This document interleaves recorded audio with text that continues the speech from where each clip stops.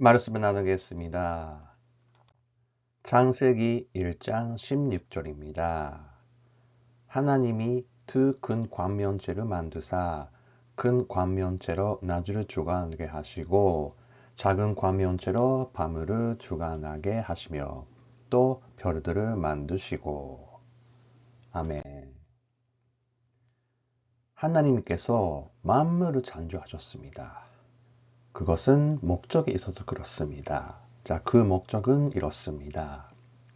골로새서 1장 16절입니다. 만물이 그에게서 창조되되 하늘과 땅에서 보이는 것들과 보이지 않는 것들과 혹은 왕권들이나 주권들이나 통치자들이나 권세들이나 만물이 다 그로 말미암고 그를 위하여 창조되었고. 여기서 말하는 그는 예수입니다. 예수는 만물, 모든 만물이 예수 위에 창조되었습니다. 그 뜻은 만물이 전부 다 예수의 소유란 뜻입니다. 그 예수의 소유 중에 교회, 여러분도 포함되어 있습니다. 창세기 1장 1절입니다. 태초에 하나님이 존재를 창조하시니라. 하나님께서 하늘과 땅을 나누었습니다. 창세기 1장 27절입니다. 하나님이 자기 형상 곧 하나님의 형상대로 사람을 창조하시되 남자와 여자를 창조하시고 남자와 여자를 나누었습니다. 창세기 2장 17절입니다. 소나그를 아르게 하는 나무의 여름에는 먹지 말라. 내가 먹는 날에는 반드시 죽으리라 하시니라. 송과 악을 나누었습니다. 신명기 11장 26절입니다. 내가 오늘 복과 저주를 너희 앞에 두나니. 복과 저주를 나누었습니다. 하나님께서 나누셨던 이유는 이렇습니다. 잠언 16장 4절입니다.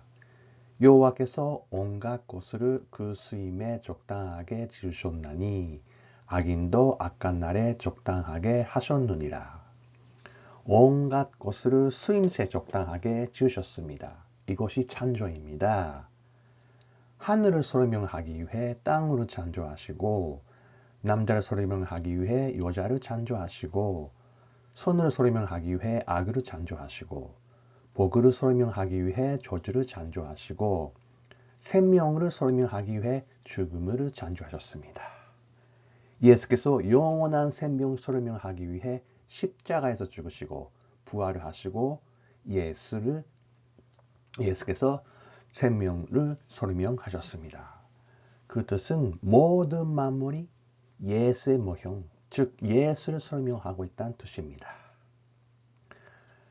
오늘 본문에서는 하나님이 두 큰 광명체를 만드사, 하나님께서 두 큰 광명체를 만드셨습니다. 그러면 그 두 큰 광명체가 무엇인지 한번 살펴보겠습니다. 시편 136장 7절에서 9절입니다. 큰 빛들을 지으신 이에게 감사하라. 그 인자하심이 영원함이로다. 해로 낮을 주관하게 하신 이에게 감사하라. 그 인자하심이 영원함이로다. 달과 별들로 밤을 주관하게 하신 이에게 감사하라. 그 인자하심이 영원함이로다. 두 큰 광명체는 하나는 해, 즉 태양, 또 하나는 달입니다. 하나님이 그 두 큰 광명체를 만드셨다는 뜻은 하나님께서 태양과 달을 창조하셨습니다.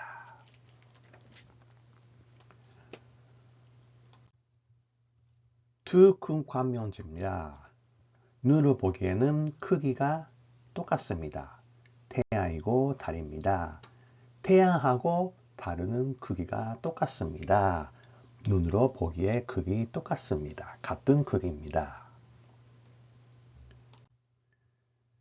근데 똑같은 크기인데 오늘 본문에서는 이 해, 태양이 큰 광명체라고 말하고 있습니다. 자, 태양이 왜 큰 광명체라는 뜻은 이렇습니다. 마태복음 11장 11절입니다. 내가 진실로 너희에게 말하노니 여자가 낳은 자 중에 세례 요한보다 큰 이가 일어남이 없도다. 그러나 천국에서는 극히 작은 자라도 그보다 크니라. 세례 요한은 큰 사람입니다. 요한복음 1장 23절입니다. 이르되 나는 선지자 이사야의 말과 같이 주의 길을 걷게 하라고 광야에서 외치는 자의 소리로다 하니라. 세례 요한은 광야에서 외치는 소리입니다. 누가복음 16장 16절입니다.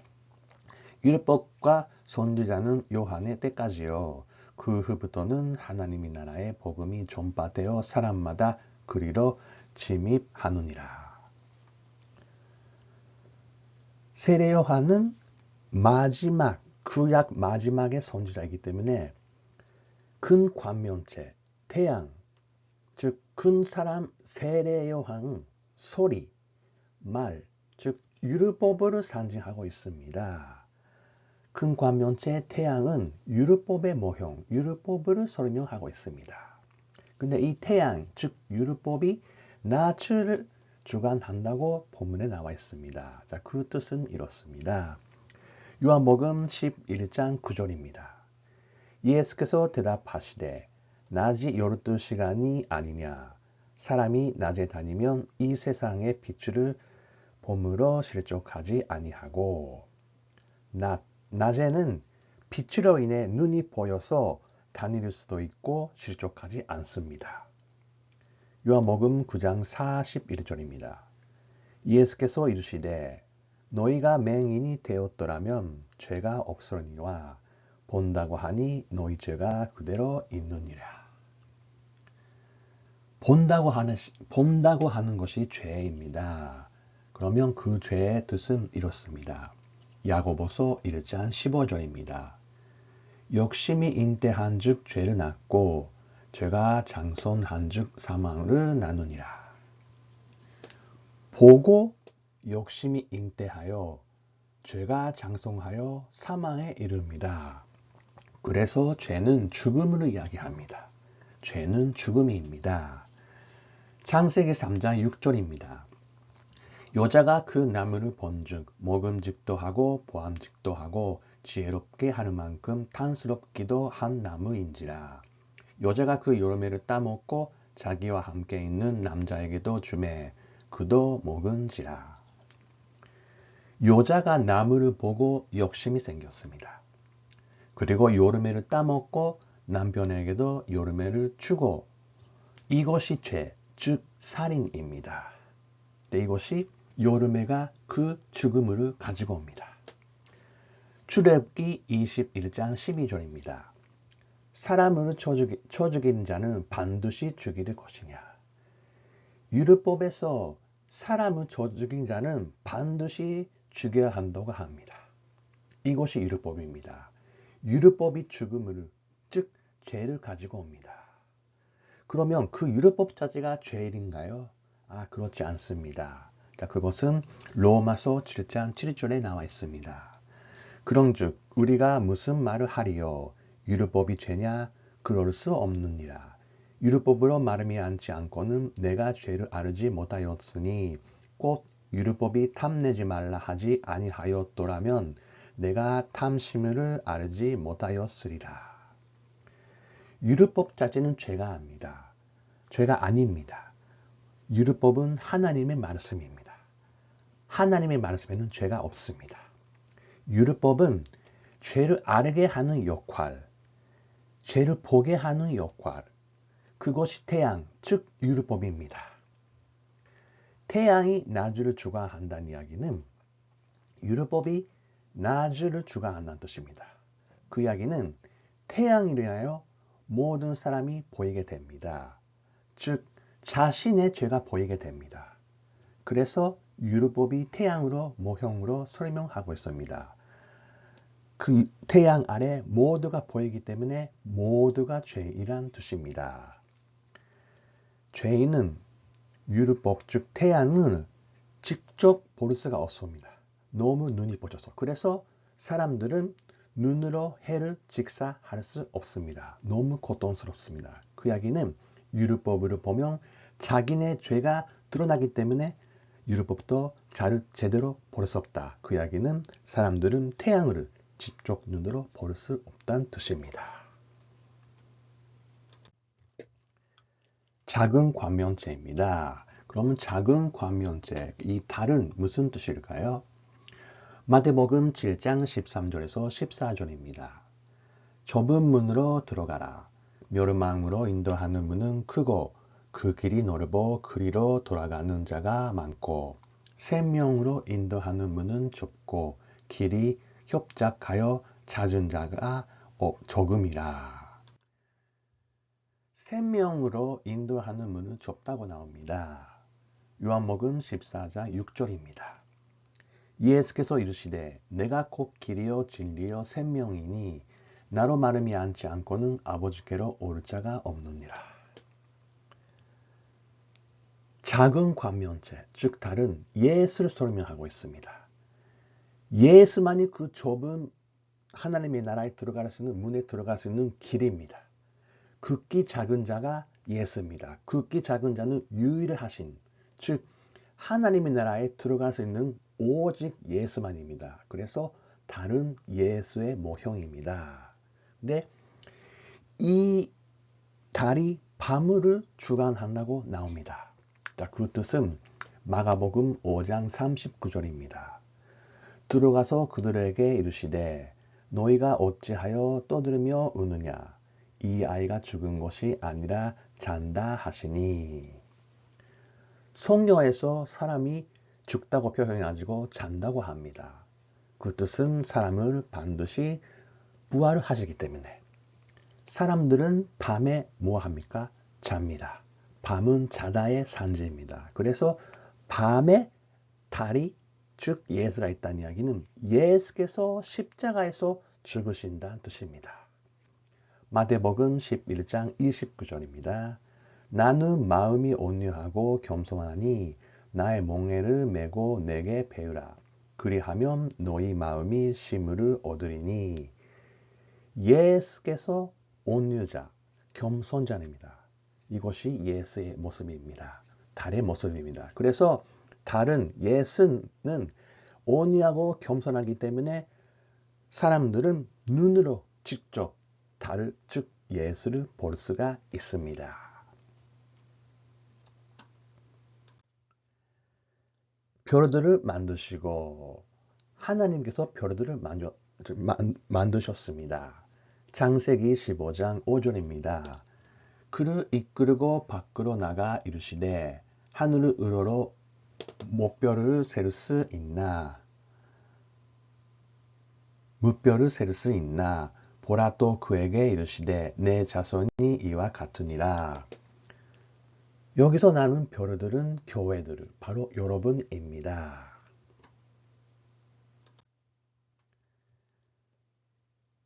별들은 달과 함께 있습니다. 그 이야기는 교회는 항상 달의 모습을, 즉 예수와 함께 있다는 뜻입니다. 작은 관명체. 태양이 크고 달은 작습니다. 그것이 태양 크고 달이 작다는 이야기는 겉보기에는 같은 크기지만 달은 작다고 표현합니다. 근데 왜 달이 작다고 표현하냐면 이런 뜻이 때문에 그렇습니다. 그리고 그 달에는 특징 세 가지 있는데 이것이 태양이 할 수 없는 일이 세 가지입니다. 달이 작다고 본문에서 표현하는 뜻은 이것 때문에 그렇습니다. 달의 모양 줄여드립니다. 달은 모양으로 변경할 수 있습니다. 근데 태양은 자기네 몸으로 변경할 수가 없습니다. 달이 모양 변경한다. 크기가 줄어들기 때문에 같은 보기에도 불금하도 달은 작다고 표현합니다. 근데 달이 줄어들었다, 작아졌다는 뜻은 이렇습니다. 마가복음 11장 12절입니다. 이튿날 그들이 베다니에서 나왔을 때 예수께서 시장하신지라. 예수께서 배가 고프셨습니다. 배가 줄어들었습니다. 다리 줄어드는 뜻이. 배가 고프다는 것은 가난의 상징입니다. 자, 가난의 뜻은 이렇습니다. 마태복음 5장 3절입니다. 심령이 가난한 자는 복이 있나니 천국이 그들의 것이며. 예수는 가난한 자입니다. 그래서 예수 안에 복이 있고 예수는 천국에 있습니다. 그래서 천국은 예수의 소유입니다. 그래서 심령이 가난한 자는 복이 있나니 천국이 그들의 것임이란 뜻은 예수께서 복이고 천국이란 뜻입니다.